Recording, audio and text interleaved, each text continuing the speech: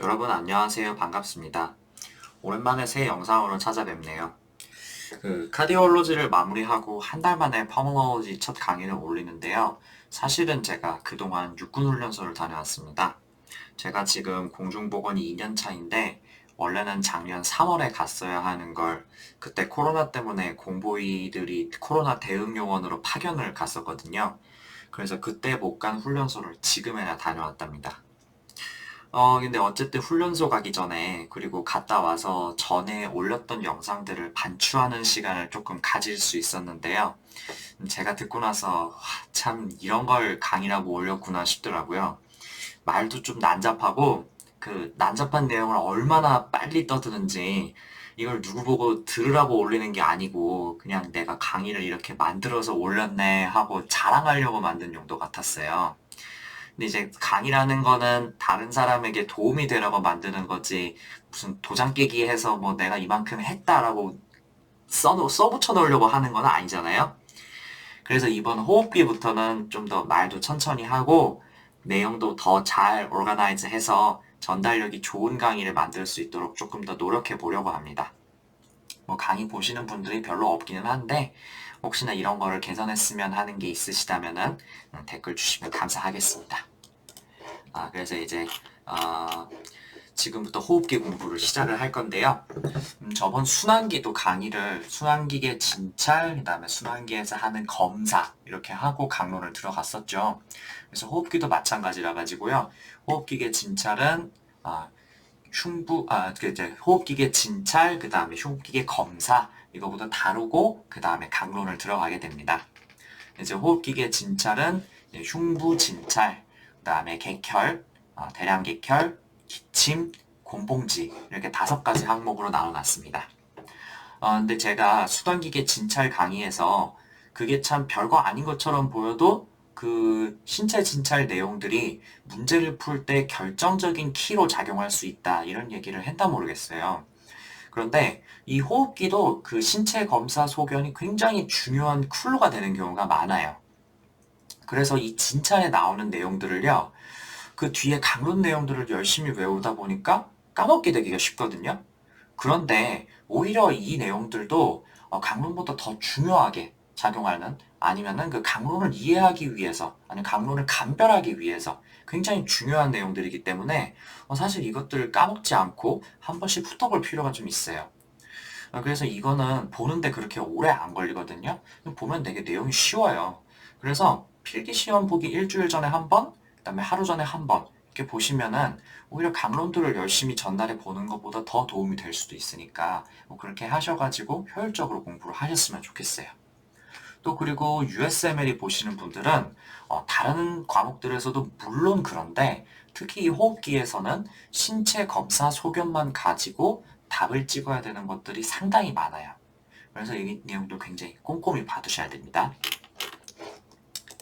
자, 그러면 첫 순서인 흉부 및 호흡기계의 진찰, 이것부터 보도록 합시다.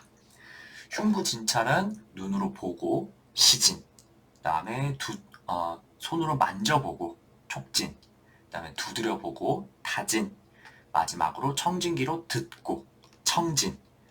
그래서 이렇게 시, 촉, 타, 청의 순서대로 하게 되는데요. 마찬가지의 방법들을 사용하는 게 소화기가 있죠. 근데 이제 소화기에서는 손으로 만지거나 아니면 두드려 보기 전에 청진부터 먼저 해서 시, 청, 타, 촉의 순서대로 하게 되죠.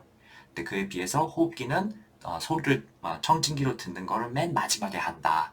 이건 아마 다 아실 겁니다. 네, 그럼 눈으로는 도대체 뭘 봐야 하냐면요.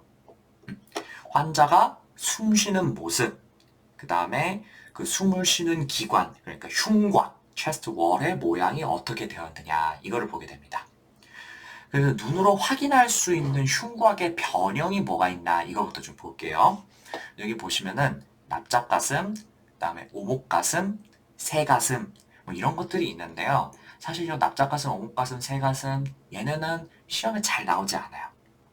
오목가슴, 새가슴, 이거는 스텝 1에 가끔 나오는데 별로 어려운 내용이 아니거든요. 그리고 이거 자체가 무슨 뭐 원리가 있고 뭐 그런 게 아니에요. 그래서 이거는 그냥 그런 것도 확인할 수가 있구나 그렇게 생각하시면 되고요. 시험에 잘 나오는 거는 요 빨간색으로 표시한 술통 가슴, better chest입니다. 이건 도대체 언제 생기는 거냐면은 emphysema, 폐기종이나 COPD가 아주 심할 때 이렇게 어떻게 되냐면은 이거는 어떤 병이에요? 폐에 공기가 쌓이는데 그거를 내보내지 못하고 폐 안에 공기가 계속 쌓이기만 하는 병이죠. 그러면은 그 흉벽으로 둘러싸인, 체스트 월로 둘러싸인 좁은 공간 안에 공기가 계속 쌓이면은 그 안에 압력이 높아지면서 점점 공간을 확장하려고 하겠죠. 근데 요 사진 한번 봅시다.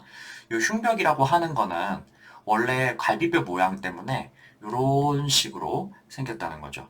그래서 이제 정상인의 가슴을 위에서 보면은 양 옆으로는 길쭉한데 앞뒤로는 그렇게 길지 않다고 이렇게 되어 있습니다. 근데 여기 공기가 계속 쌓이면 어떻게 되냐면은 이 갈비뼈가 이렇게 둥글게 생겨져 있기 때문에 이게 양 옆으로 더 늘어날 수는 없어요. 근데 앞뒤로는 상대적으로 늘어날 수가 있습니다. 왜냐하면 갈비뼈가 위아래로 움직이면은 이 AP 다이아메터가 상대적으로 바뀔 수가 있거든요. 그래서 이 안에 공기가 쌓이면은 anterior posterior diameter, AP 다이아메터가 점점 늘어나요.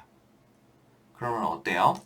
흉곽이 앞뒤로 이렇게 늘어나게 되니까 그래서 이렇게 AP 다이아메터가 늘어난다면은 위에서 봤을 때 흉곽이 타원형으로 보이기보다는 약간 원형으로 보이게 되는 거죠.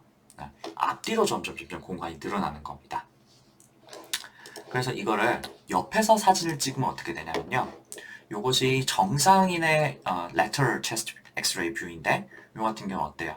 지금 뭐 양옆의 길이가 어느 정도 되는지는 사실 거기서는 알 수가 없지만 앞뒤의 길이가 그렇게 넓지가 않고 그 안에 장기들이 가득 차 있는 걸 확인할 수가 있죠. 근데 그에 비해서 이 COPD 환자의 사진은 어때요? 앞뒤로 antero posterior diameter가 굉장히 많이 늘어나 있죠. 그리고 폐에 공기가 가득 차서 hyperlucent한 lung field를 확인을 할 수가 있고요. 또 다이어프램이 어때요? 요 오른쪽에 비해서 요 왼쪽 사진은 굉장히 평평해져 있죠? 그래서 이런 사진을 보고 우리가 better chest의 X-ray finding이다 이렇게 얘기를 하게 됩니다. 다시 체스트 PA를 본다면 역시 오른쪽은 정상이고 왼쪽은 COPD 환자인데요. 방금 전에 봤던 lateral 뷰와 마찬가지로 공기가 꽉 차 있다는 그런 느낌이 좀 들죠. 역시 다이아프램이 굉장히 좀 평평하고 그다음에 폐 자체 확장한 폐에 눌려서 심장과 종격동이 굉장히 좁아져 있고요. 그다음에 양쪽 렁의 바스큘라 마킹이 거의 소실되어 가지고 렁 필드가 굉장히 하이퍼루센트하게 그냥 까맣게만 보이죠. 그래서 이제 COPD 환자를 문제로 내면서 흉곽이 둥글둥글하다든지 앞뒤로 늘어나 있다든지 하는 이제 better chest description을 주고 이런 식의 특징적인 영상 소견을 굉장히 흔히 주기 때문에 이 사진들을 잘 알고 계셔야 되겠습니다. 자, 그 다음 눈으로 확인할 수 있는 거는 환자가 어떻게 숨을 쉬는가 하는 것인데요.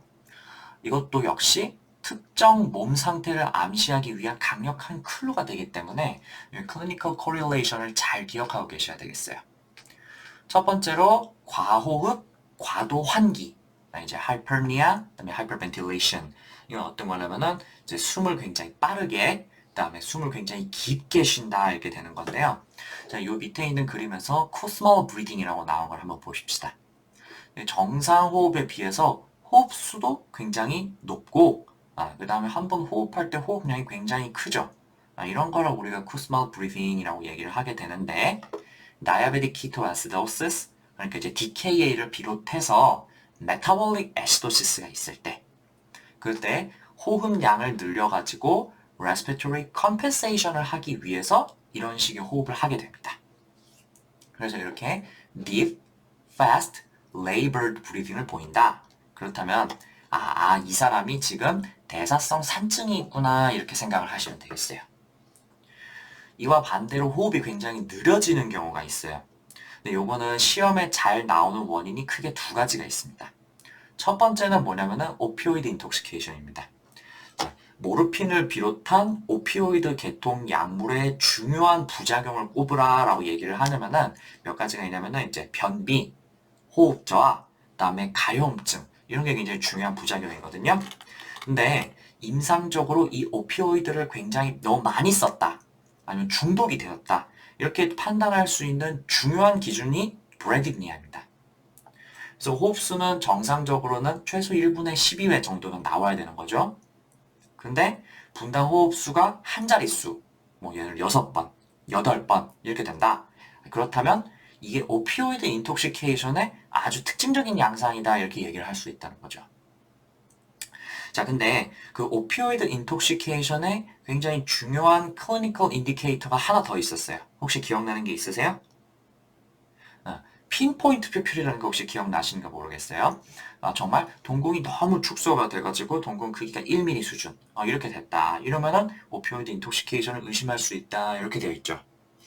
근데 이 핀포인트 퓨필을 주면은 문제가 너무 쉬워요. 그래서 요즘 문제들에서 오피오이드 인톡시케이션에서 정상 퓨필을 더 많이 주거든요. 도대체 이게 어떻게 된 일이냐? 이거 왜 그러냐면요. 약하는 애들이 곱게 헤로인만 하는 게 아니고 거기에 각종 스티뮬런트 계통, 그러니까 이제 심파트 미메틱스를 섞어가지고 하는 경우가 있다 그래요. 뭐 암페타민이 됐든 뭐가 됐든. 그래서 그런 것들은 반대로 동공을 확장을 시키니까 오피오이드에 의한 동공 축소 효과가 상쇄가 되는 겁니다. 그래서 이제 노멀 퓨필로 보이게 되는 거예요. 그러니까 이제 문제 풀 때 요령이 퓨필 정상이니까 오피오이드 인톡시케이션이 아니네 이렇게 생각하면 안 된다는 거예요. 더 중요한 거는 호흡수가 떨어졌냐, 브래디니아가 있느냐 이걸 꼭 확인을 해야 됩니다. 자, 한 번 더 강조드릴게요. 오피오이드 인톡시케이션이 있을 때 브래디니아 굉장히 중요한 클리니컬 인디케이터다.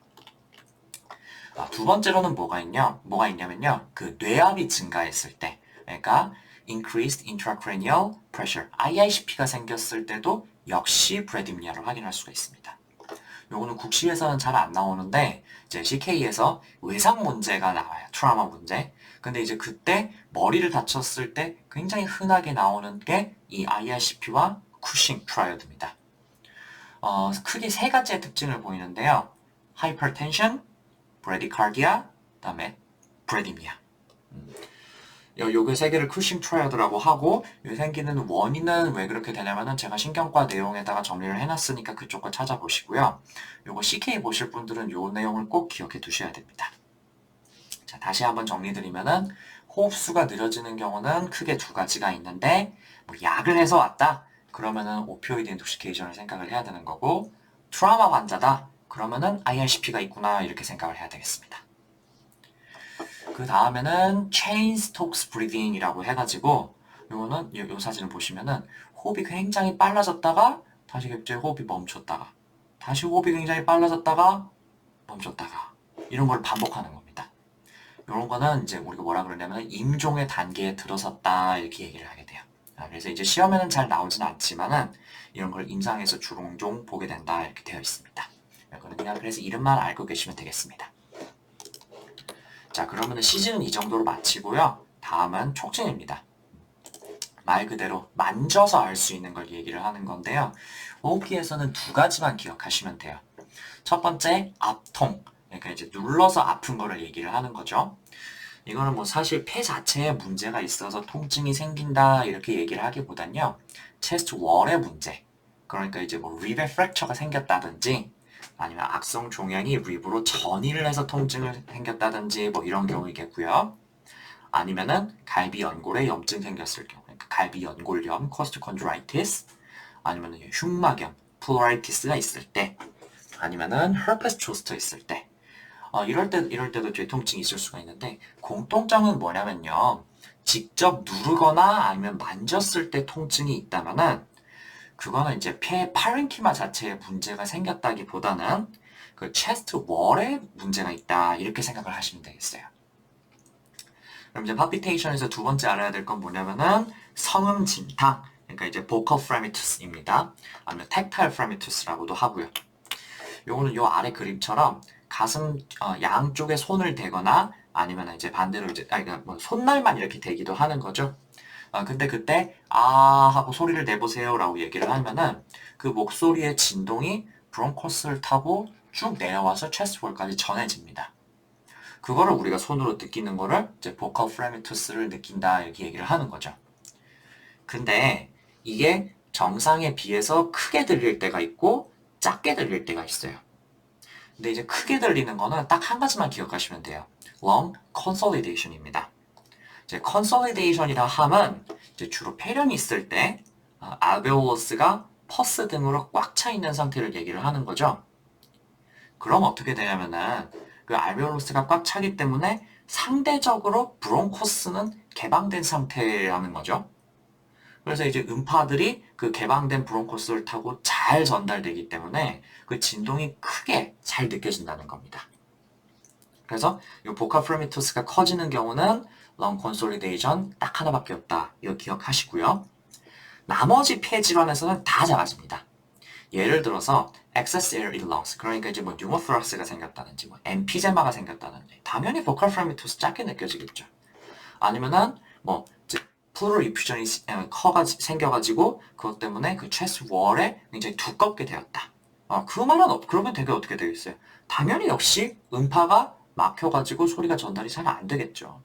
그래서 런 컨솔리데이션에서는 보컬 프레미투스 증가하지만 나머지 폐 질환에서는 보컬 프레미투스가 다 떨어진다. 이거 기억하십시다. 다음은 타진, 퍼커션입니다. 자, 폐에는 공기가 많이 차 있기 때문에 잘 두드리면은 마치 비어있는 통을 두드리는 것처럼 공명음이 나게 되어 있어요. 근데 이 소리가 너무 크게 과공명음으로 들리는 경우가 있고 반대로 비어있는 통이 아니라 꽉 차 있는 통을 건드리는 것처럼 툭툭 하고 탁한 소리가 나는 경우가 있어요. 그래서 이 과공명음, 하이퍼 레조넌스가 들리는 경우는 폐에 평소보다 공기가 많이 차 있다는 뜻이거든요. 그래서 이건 어떤 경우냐면은 대표적인 경우로 기흉, 그러니까 뉴모토락스가 생겼을 때 그러면 어때요? 파르키마가 완전히 수축을 해 있고 그다음에 그 나머지 공간에 공기만 꽉 차 있는 거죠. 그렇기 때문에 두드리면은 그 두드릴 때 소리가 굉장히 맑게 크게 들리게 되겠고요. 그 외에는 어떤 경우가 있냐? COPD나 아니면 엠피제마가 굉장히 심할 때 그럴 때도 어때요? 그 폐에 공기가 꽉 차 있는 거죠. 그럴 때도 과공명음이 들릴 수 있다 이렇게 되어 있어요. 그 외에 나머지 경우에는 어떻겠어요? 다 소리가 타듬으로 들리겠죠. 여기에는 뭐 예시가 이제 아텔렉타시스, 그다음에 뭐 플루럴 이퓨전 뭐 이런 것들 정도를 들어놨는데요. 아텔렉타시스 생기면 어때요? 알베올로스가 다 닫혀버리잖아요. 그럼 폐에 공기가 많이 빠지는 거죠? 당연히 소리가 잘 울리지가 않을 거고요. 플루럴 이퓨전이 있으면 어때요? 폐 안에 공기와 흉벽 사이에 물이 꽉 차버리는 거잖아요.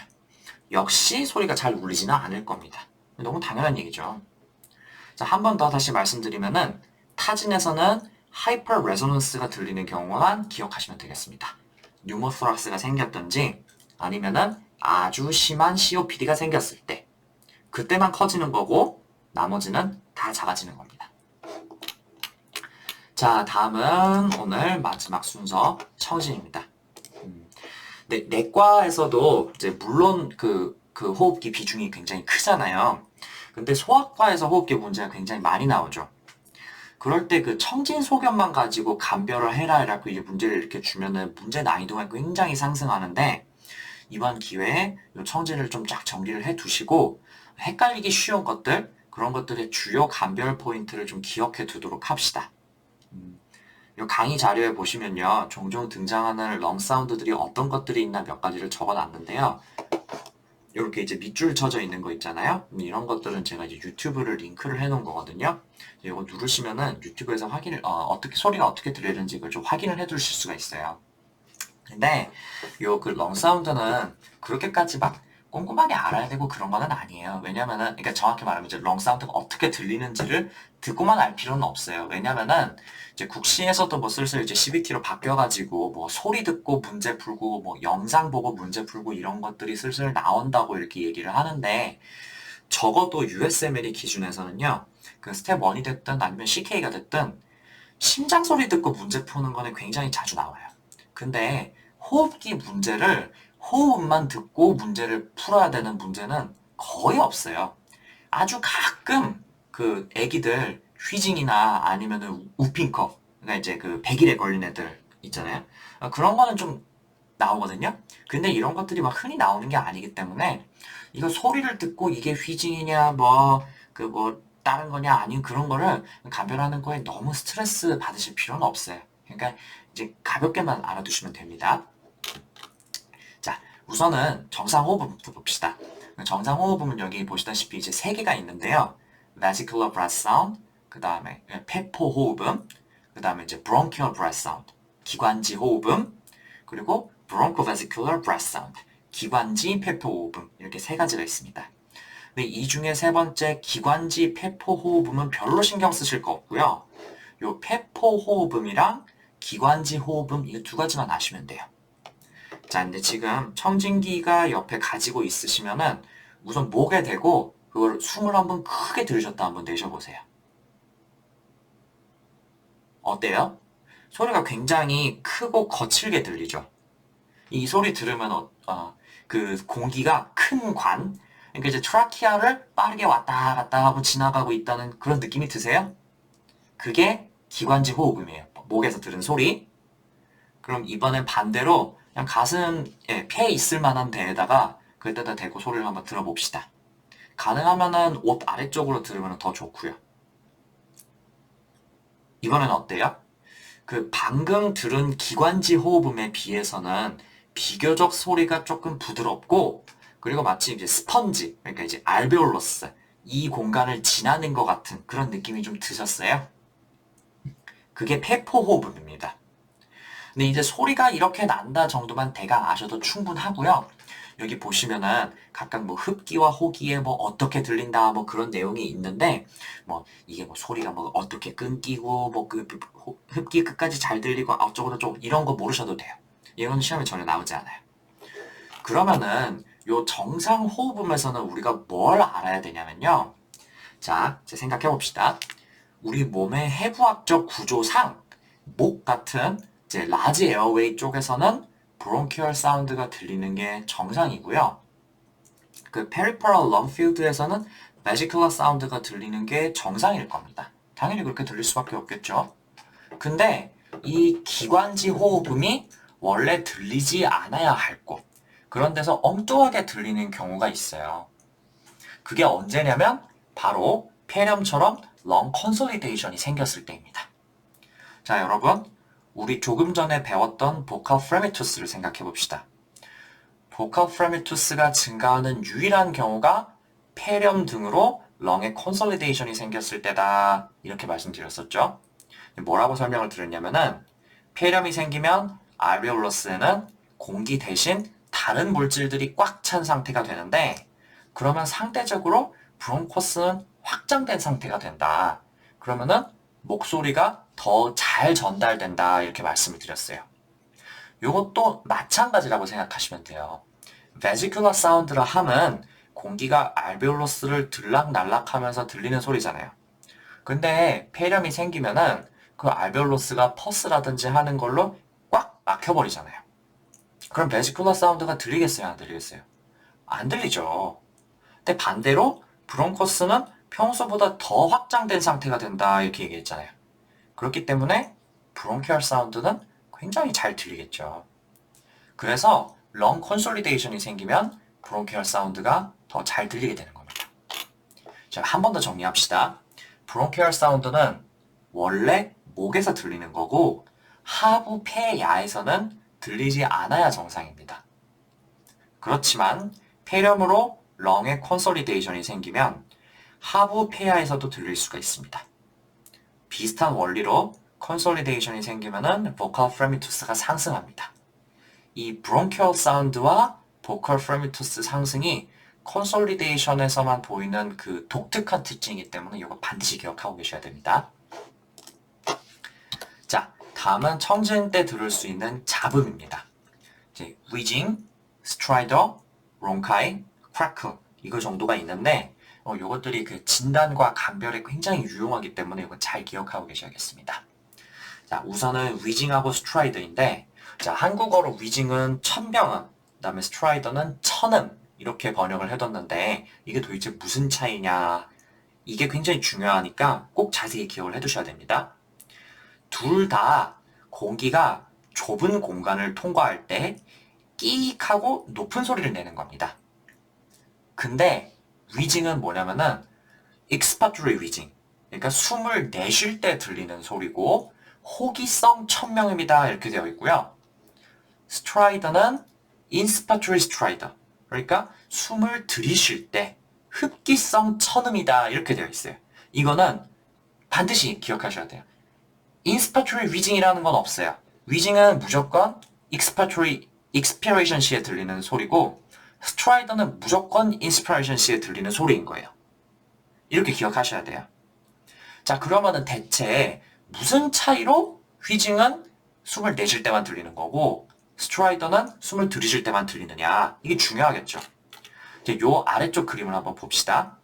이게 비슷한 그림이 홍창희 소아과학 책에도 나오는데 특히 그 소아 호흡기에서 이게 굉장히 중요하게 다뤄지기 때문에 이 내용은 꼭 기억하십시오. 자, 이 그림에서 보시면은 이 둥근 모양은 체스트 월이라고 생각하시면 되고 이 중간에 그려진 관 같은 구조물은 트라키아와 브론커스겠죠. 자, 근데 여기 왼쪽에 A는 그 체스트 월 바깥의 에어웨이가 좁아진 거고 요 오른쪽에 B는 체스트 월 안쪽의 에어웨이가 좁아지는 경우를 표시한 겁니다.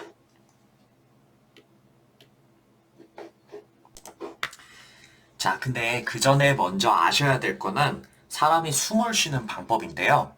자, 숨을 들이쉴 때 어떻게 하냐면은 체스트 월이 확장하고 그다음에 다이어프램이 내려가면서 토라스 캐비티가 커지면은 그 토라스 캐비티의 부피가 넓어지니까 그 안에 있는 기체의 압력이 떨어지죠. 그래서 인스피레이션 때는 이런 식으로 흉곽 내부 기체의 압력이 대기압에 비해서 떨어지면 외부의 공기를 네거티브 프레셔로 빨아들이게 되는 거고요. 반대로 엑스피레이션 시에는 힘을 빼면은 우리 몸의 조직들이 자연스럽게 엘라스틱 리코일링을 하기 때문에 그러면서 흉곽 내부에 압력을 가하게 되거든요. 그래서 흉곽 내부의 공기의 압력이 다 자연스럽게 상승하는 거고 그러면은 대기압에 비해서 압력이 높아지니까 밖으로 공기가 빠져나가게 됩니다. 이걸 이해하셔야 이 다음 얘기를 이해하실 수가 있어요.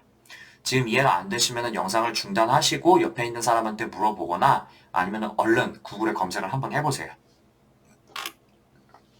자, 그럼 이해하셨다고 생각하고 그 다음 얘기로 넘어가겠습니다. 우선 요 왼쪽 그림처럼 upper airway가 막혔다고 생각을 한번 해볼게요.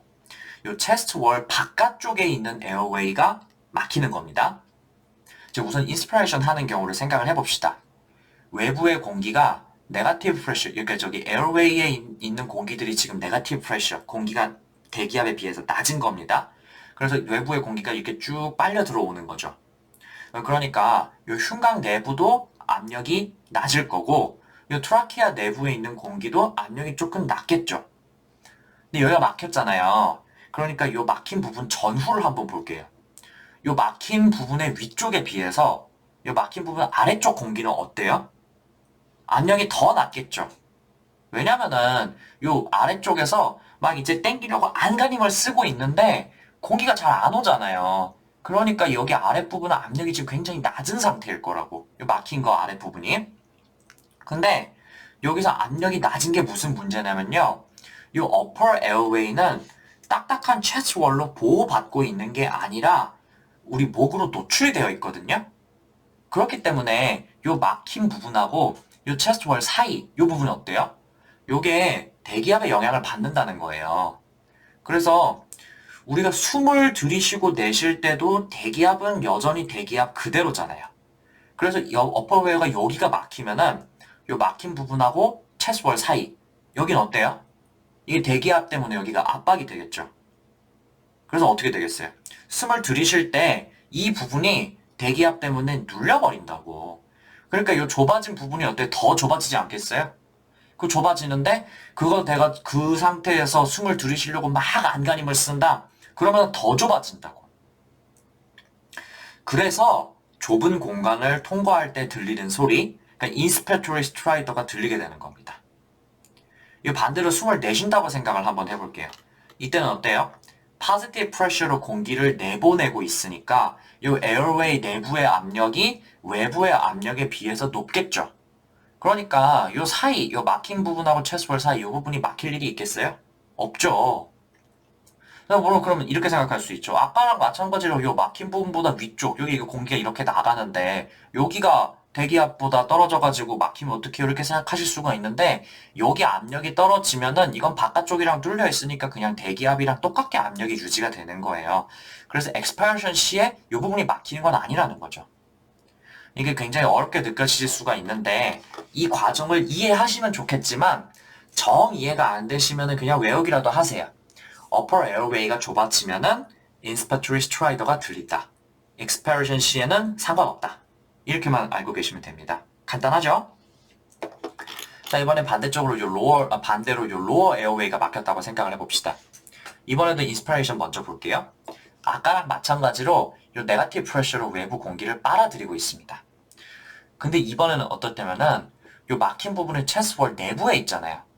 그럼 당연히 이때도 막힌 부분보다 이 뒤쪽의 에어웨이는 압력이 조금 낮을 거예요.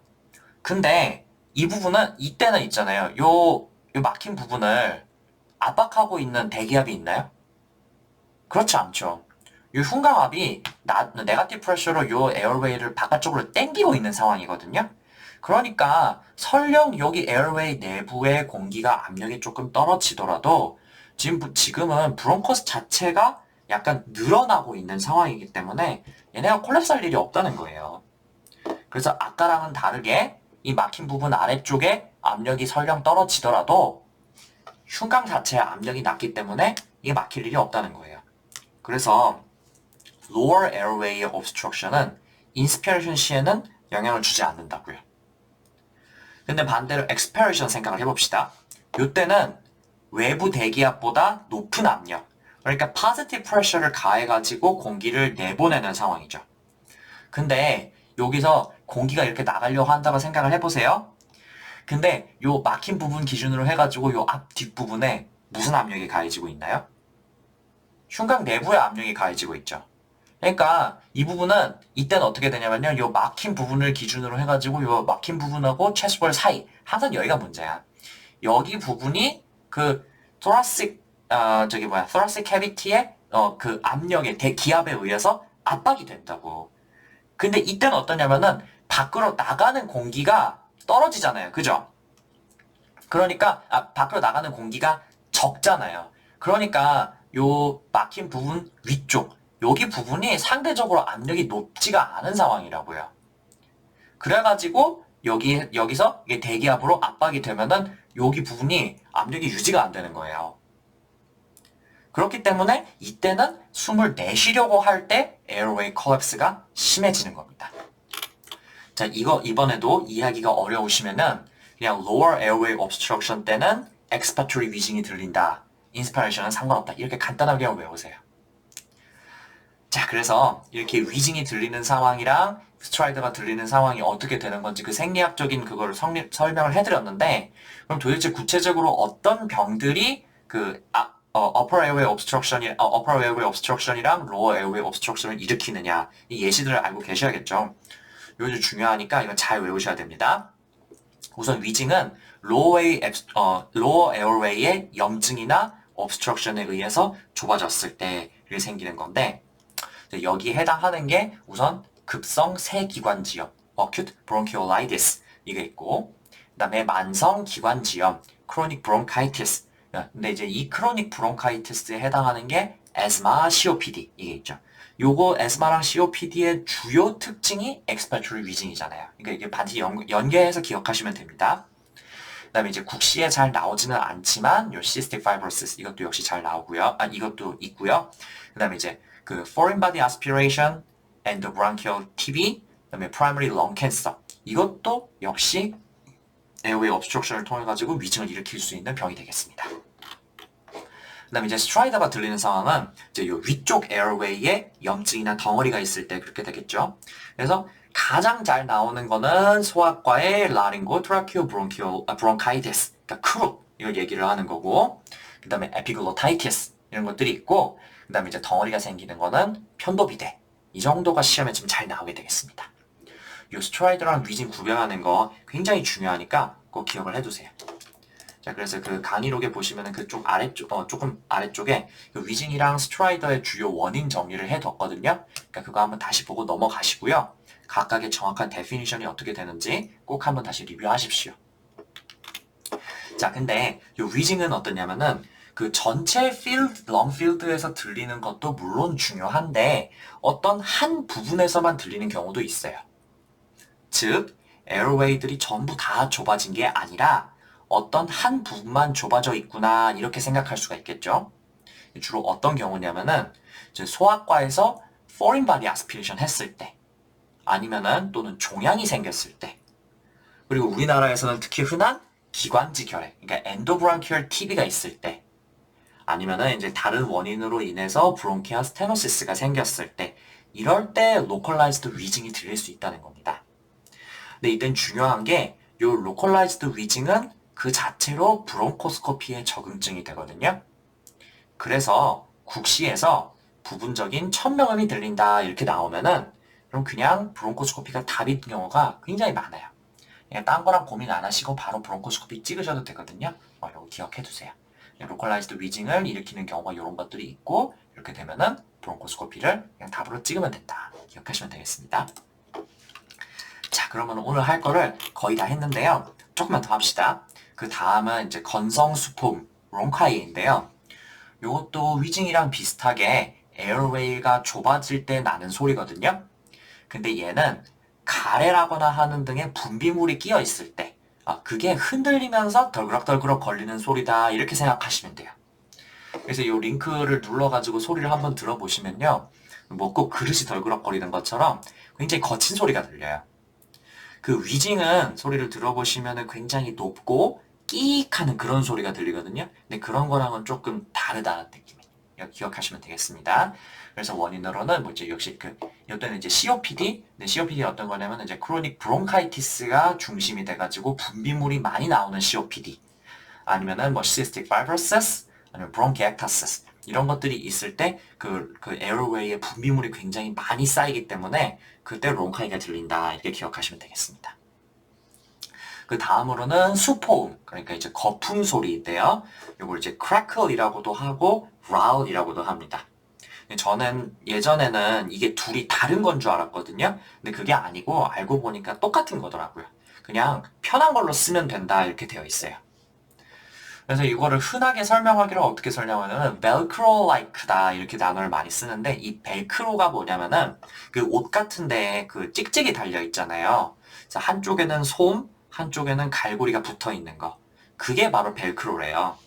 그래서 마치 그 벨크로를 잡아 뜯는 것 같은 소리가 난다. 그게 바로 crackle 아니면 rat이다. 이렇게 되어 있습니다. 그래서 얘는 언제 들리는 거냐면요.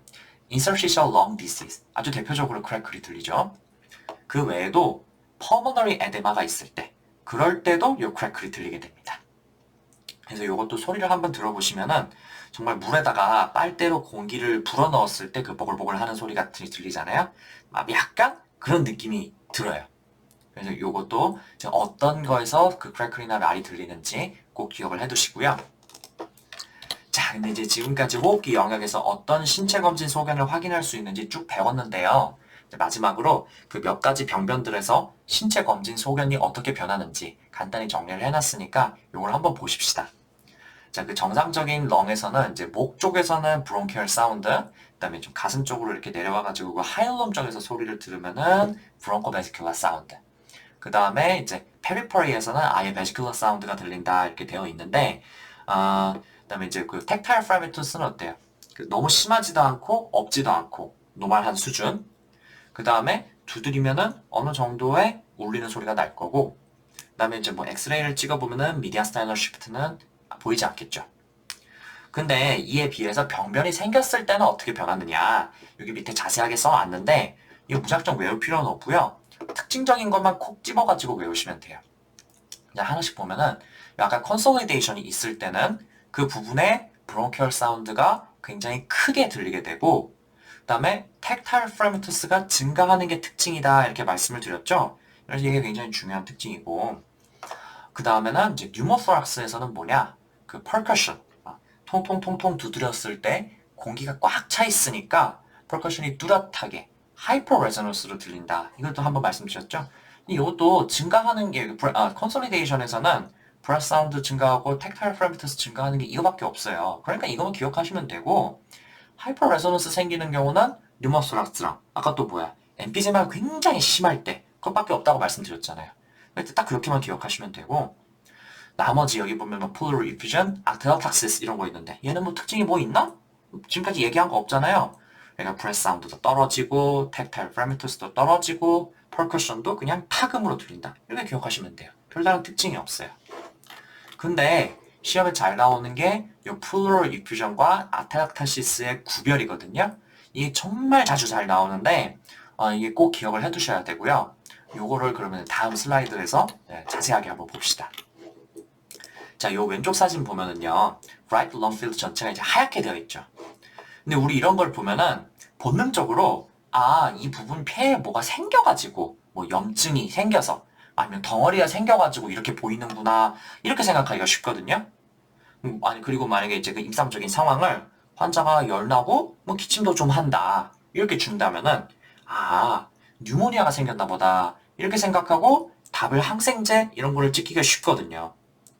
자, 근데 여기 자세히 보시면은 여기 가운데 트라케아가 있는데 이게 병변 쪽으로 쏠려 있죠. 그래서 이게 뭐 뉴모니아가 생겼다든지 아니면은 물이 찼다든지 그런 게 아니고요. 아텔락타시스가 생겨서 렁이 콜랩스가 되어가지고 이게 하얗게 보이는 겁니다.